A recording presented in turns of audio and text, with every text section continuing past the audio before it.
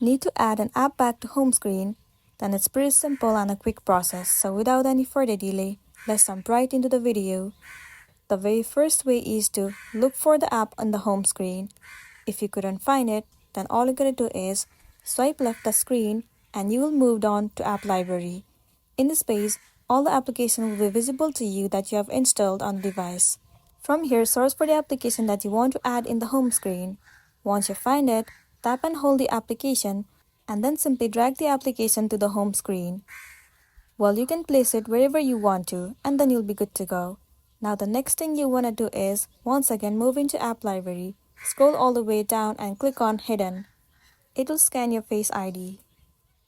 Now if you want to add the hidden apps back to the home screen, then tap and hold it. And then click on Don't Require Face ID. Now the application will be available to you in the App Library. Simply tap and hold it. And then click on Add to Home Screen.